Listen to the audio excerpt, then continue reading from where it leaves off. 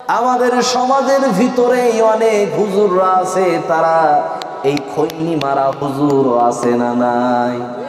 এখন এগুলো সব তো হুজুরদেরই দোষ, সমাজের মানুষ কেউই খায় না, তাই তো? আমাদের সমাজের কিছু মুসলমান, এমন মুসলমান আছে যারা বাথরুম ঘরে গিয়ে এই পবিত্র খাদ্য, ধোয়া খাদ্য খেলে নাকি নিচে দিয়ে নামে না। এই রকম মুসলমান আছে না নাই? আপনাদের এটা নদিয়া জেলা তো, নদিয়া জেলার আর একটি মাহফিলে গেছিলাম, এই কিছুদিন আগের কথা বলছি। সেইখানে যাওয়ার সময় সেদিনও একই রকম, এইরকম ঠান্ডা আছে। বাসে করে যাওয়ার সময় দেখছি একজন ব্যক্তি, তিনি গাড়ি চালাচ্ছেন, বাস চালাচ্ছেন, সেই ব্যক্তিটা হঠাৎ করে কি করলেন, বিড়ি ধরিয়েছে। এখন আমি বললাম, ভাই আমার তো বাসে উঠলে এমনি বমি বমি আসে, আবার আপনি বিড়ি ধরিয়েছেন, আমার তো থাকতে পারছি না। আপনি এক কাজ করেন, হয় বিড়িটা ফেলেন, নয় আমাকে নামিয়ে দেন। এখন বলছে, হুজুর এটা না ধরেন আমার ঠিক থাকতে পারছি না। আমি বললাম, কেন ভাই ঠিক থাকতে পারছেন না মানে? বলছে এত ঠান্ডা লাগছে, এই ঠান্ডার দপটে আর থাকতে পারছি না। তার মানে বিড়ি হলো শরীর গরম করার ভিটামিন। আমাদের সমাজের ভিতরে এই বিড়িখোরও আছে। এখন এই যে বিড়ি খাচ্ছে, এ কোথা থেকে ফতোয়া পেয়েছে জানেন? এ ফতোয়া পেয়ে রেখেছে যে বিড়ি খাওয়া মাকরুহ, ঠিক না? বিড়ি খাওয়া মাকরুহ বলে এমন ভাবে খায় যেন ভাত খাচ্ছে।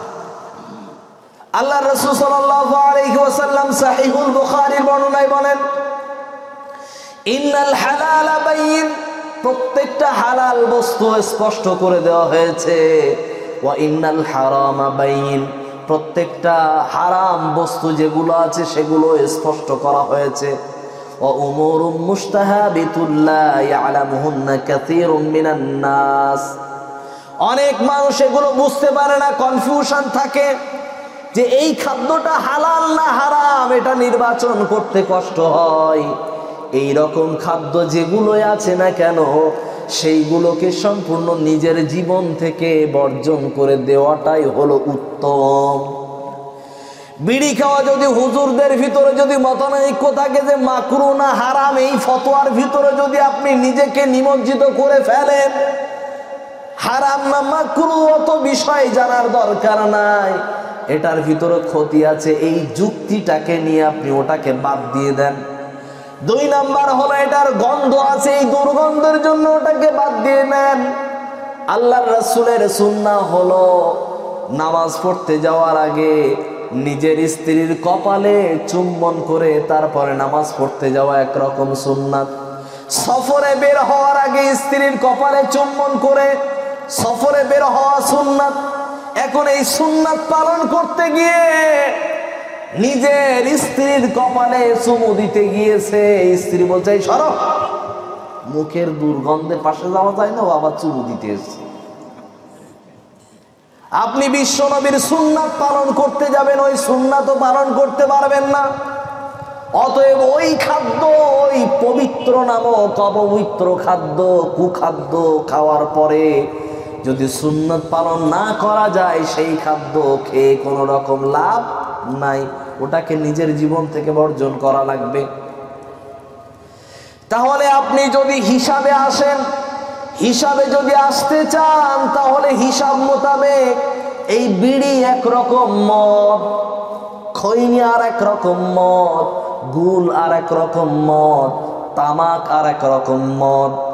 আপনি যদি মনে করেন শুধু ওই গেলাসে করে ঢেলে দিচ্ছে, এইগুলো যখন ইলেকশনের সময় আসে তখন অনেককে নাকি ফ্রি করে দেওয়া হয়। পিকনিকে গেলে এগুলো নাকি খাওয়াটা সম্পূর্ণ হালাল। যুবকদের গা গরম করার জন্য পিকনিকে গেছে, পিকনিকে যাওয়ার পরে মদ খাওয়া নিজের জন্য নাকি একরকম ভালো পদ্ধতি মনে করে। এটা না করলে নাকি আমেজ হয় না, আনন্দ ফুর্তি করা যায় না। আল্লাহ রাসূল কারীম সাল্লাল্লাহু আলাইহি ওয়াসাল্লাম তিনি বললেন, একটা সময় আসবে যেই সময়ে মাদকতা বিস্তার লাভ করবে। মদের নাম পরিবর্তন করে করে মানুষ সেই মাদক সেবন করবে। নিজেরা খেতে থাকবে। এগুলোর সমাজে এখন অধিকাংশ ঘরে ঘরে, পাড়ায় পাড়ায় আপনি পেয়ে যাবেন।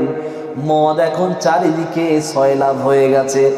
এখন আপনি আর বলতে পারবেন না যে মদ চারিদিকে বিস্তার লাভ করেছে। শুধু এটাই নয়, আপনাদের মুর্শিদাবাদ এবং নদিয়া, পশ্চিম বাংলার ভেতরে রেকর্ড করা জায়গা, এই দুটো জায়গাতে হলো মদের ফ্যাক্টরি তৈরি করা আছে। তার নাম হলো বিড়ির ফ্যাক্টরি।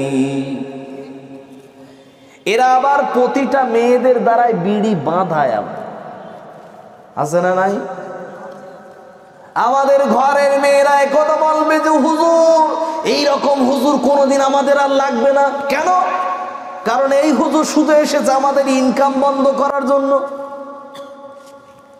আমি আপনাকে বলি, পৃথিবীতে বহু হালাল কর্ম আছে, সেইগুলো আপনি ধরেন নাই কেন? আপনি কাঁথা সেলাই করেন, আপনি শাড়িগুলো সেলাই করেন, আপনি বাড়িতে দর্জির কাজ শেখান, মা বোনদেরকে আপনি অন্য কাজ শেখান, দর্জি মেশিনে কাজ শেখান। এর ভিতরে হালাল কর্ম আছে, হালাল ইনকাম আছে। আপনার এই বিড়ি বাঁধাই করে ইনকাম করতে হবে, এটা কোনো উপায় হতে পারে না।